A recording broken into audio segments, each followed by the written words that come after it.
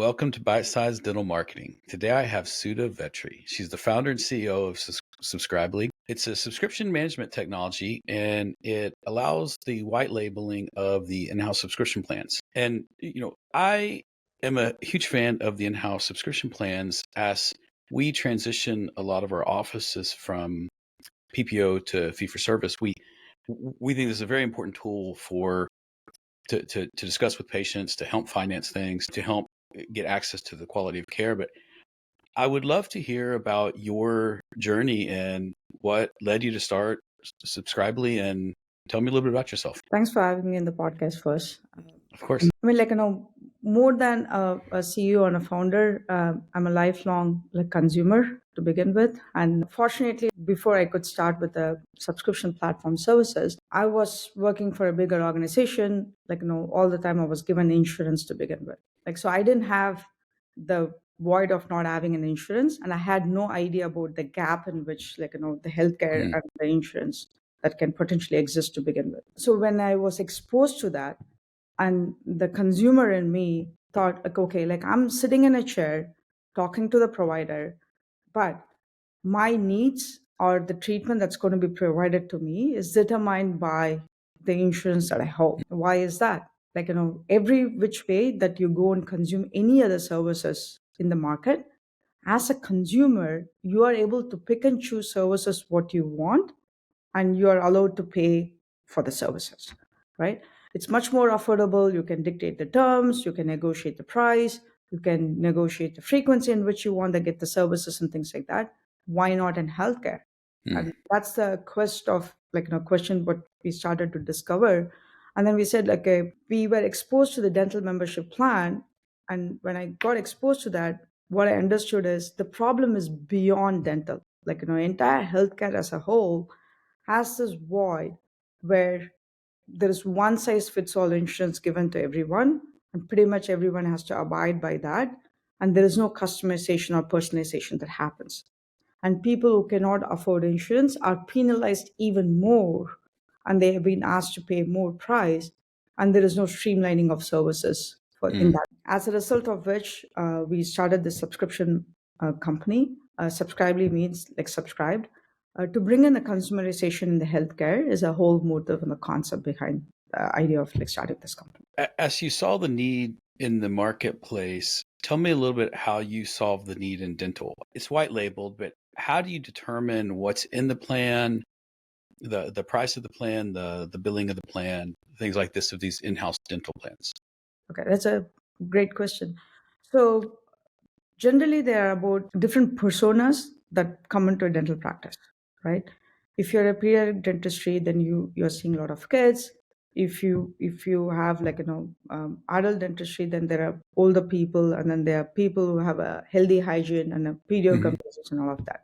The best person to determine the inclusions of a given package is the dental provider themselves, because they know exactly what the patient needs are based on the findings what they do in the mouth, and then they will be able to categorize them into high risk patient, healthy hygiene patient, and a perio patient, and a patient who requires an arch maintenance and a dentures and implants and so on and so on, right?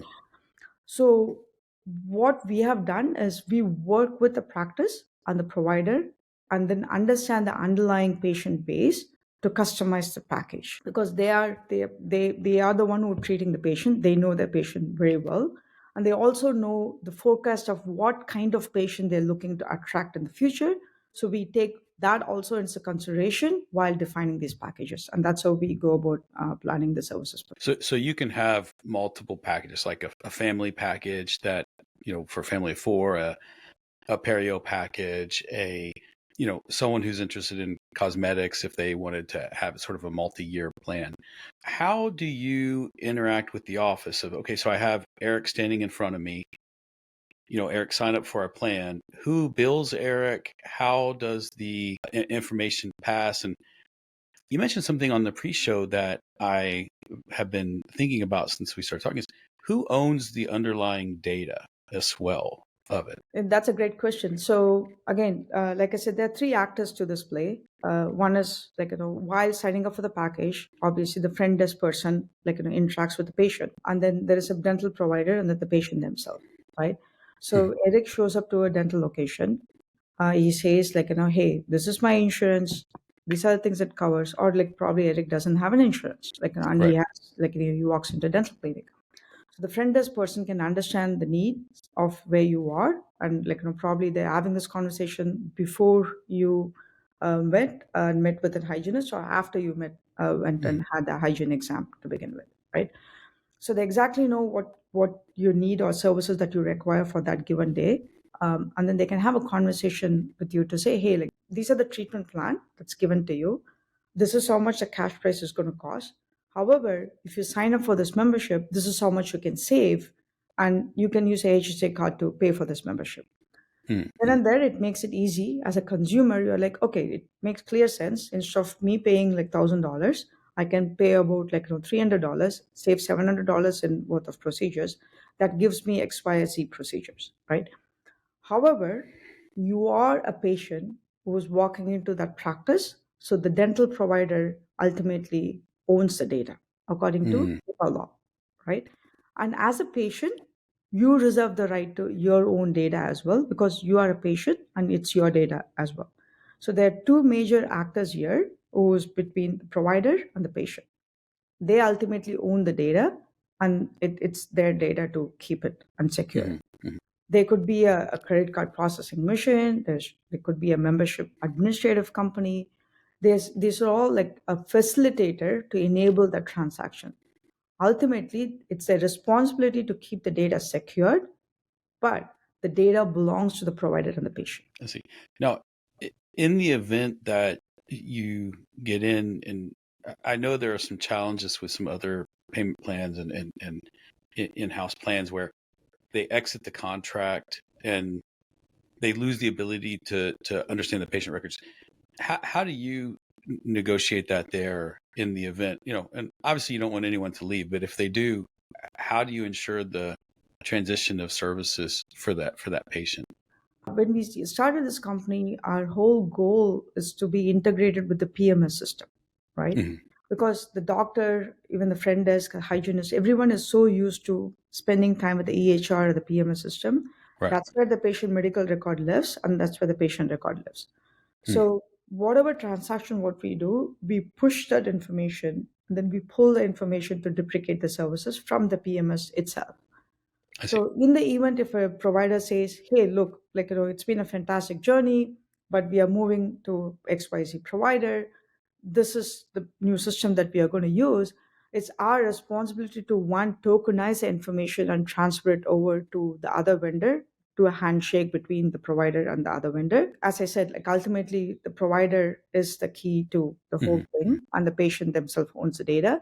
So we would tokenize and push that information either to the PMS vendor, if the PMS vendor offers the services what we are offering, or to any other vendor who actually will continue to host this information on the behalf of the provider. Now, when you start talking to dentists about this and office managers, what are their typical concerns, or what are the hard questions that you get more consistently, if you will? One, like, they pretty much ask us, like, how integrated we are with the PMS system, right? Because they're worried about maintaining another tool, and then, Mhm. keeping that up to date, and like another dashboard, and like, other Okay, reports. dashboards are 3 or 4 dashboards. Yeah, all of them. Yeah. Yeah. And then the credentialing, right? Like, they also would understand, okay, like the attrition rate is very high, and that's a number one problem like dentistry is dealing with now. Like, there is a friend desk shortage and all of that, right? So what Mhm. happens if a person leaves? Like, how soon I can remove their access? How I can credential the person, like, so I know exactly to track like what all they have done and things like that. Hmm. And then the third one is a training. Because of the attrition and the changeover happens so often, how often, like, we collaborate with them to provide the training, because the Gotcha. program is as good as itself when they're able to communicate to the patient in a very clearly, in a concise manner, and Hmm. how our team is facilitating that, and how we are supporting those staff, like what we are taking away from their plate to facilitate this membership transaction, right? Like, Hmm. one is you Hmm. provide all the materials, second is you integrate with the system, third is you provide the training. But fourth is they are busy people. Like, they have, like, people walking in and they wanted to be taken care, and they want to be checked in, checked out, and there are a lot of activities that they do. So they don't have enough time in the day to actually explain the value prop of the membership, enroll them if there's a payment issue, if there is like something that happened incorrectly in their membership. They don't have time to deal with that. At the same time, they don't want to disappoint the patient saying, oh, you have to call this number, like they will take care of you and things like that. So how we can act as an extension of that team Mm. to facilitate that conversation or the transaction between the patient and the provider on behalf of the provider. That's a very key point, and that is something that the providers love about us, because we act as their department and we speak on behalf of the provider, although we also make sure to empathize with the patient, because ultimately all they wanted is to get a service that they deserve. Right, right. So the sort of path then is, I call, I say, Hasuda, how are you? You're like, I'm great. And then we agree what's going to be in the plan, the pricing, and the plan structure. And then your team puts together some content around it and trains my office how to discuss it and teaching and things like that. And then you integrate with the PMS system, and at that point now we're live.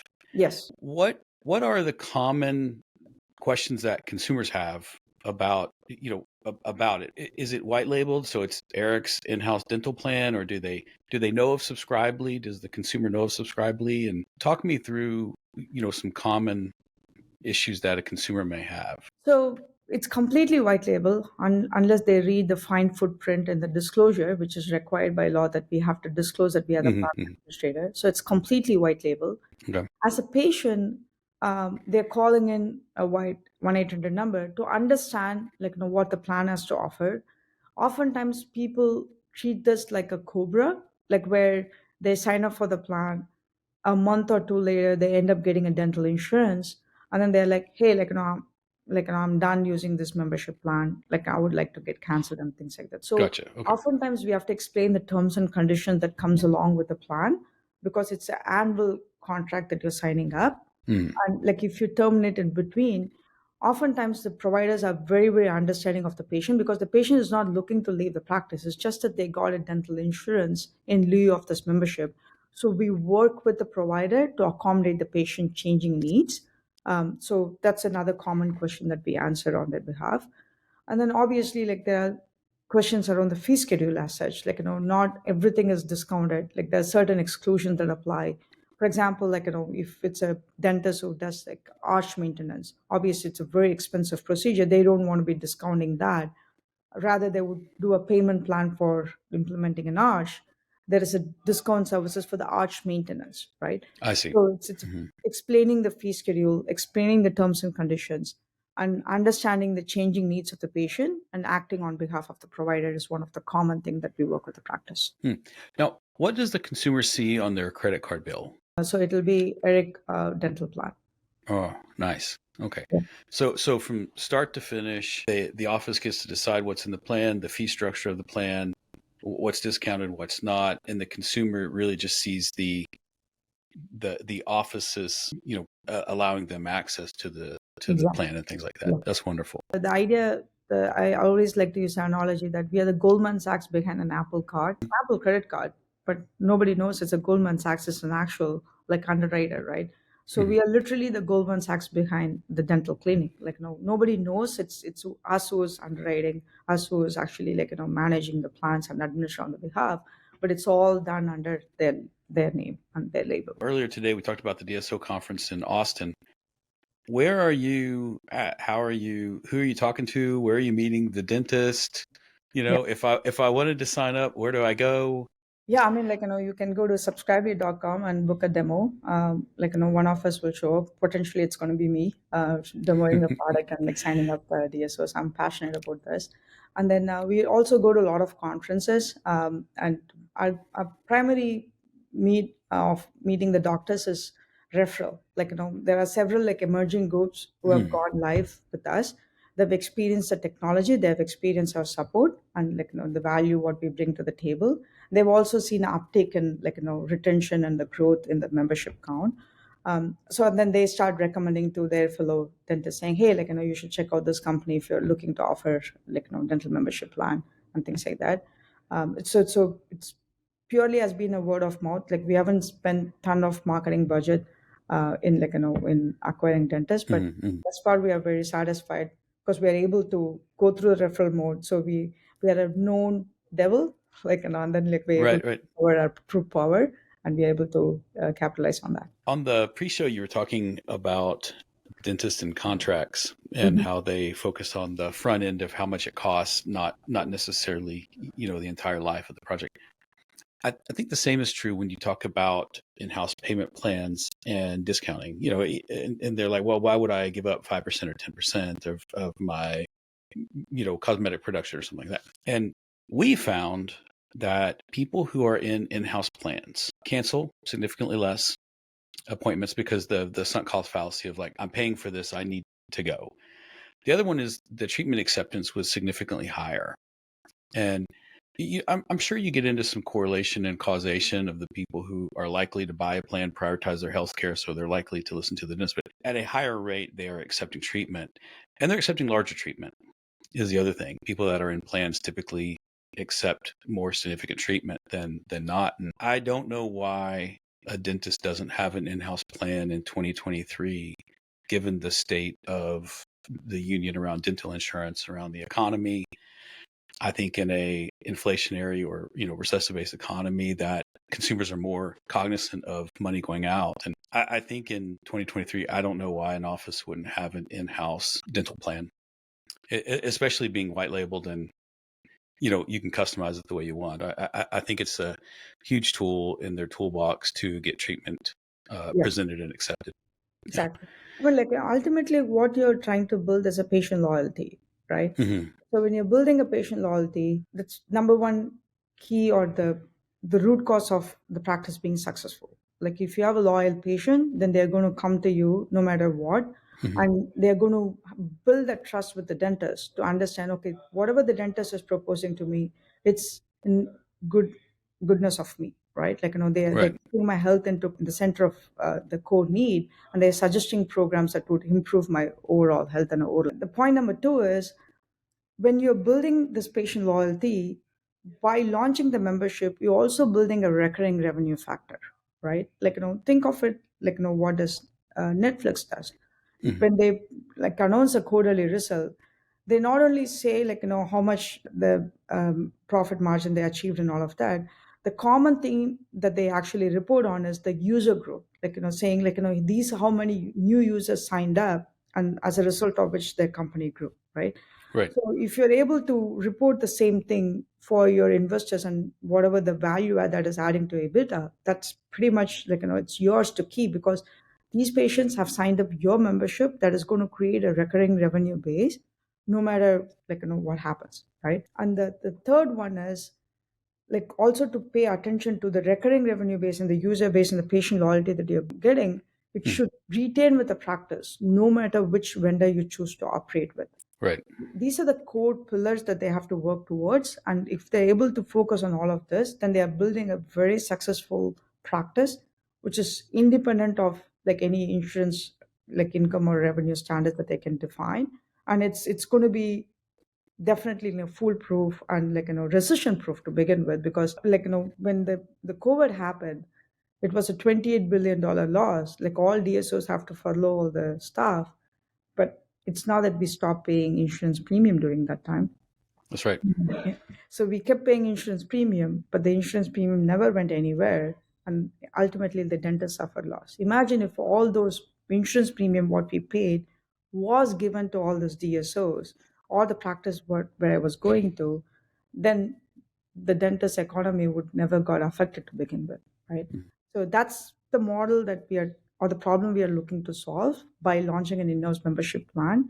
But the the core theme is also building the patient loyalty and recurring revenue stream. So that was so well said, and I love the product. I love that you've thought through both the onboarding and the offboarding, and I can't say enough, wonderful things about the need you're filling as, regardless of how many offices they have or where they're at. And thank you so much for being on the show. I very much enjoyed having you. Look forward to having you again. It was fantastic talking to you, and like I'm always like passionate about solving this problem, and like it was really great having this conversation with you. All right, let's pause.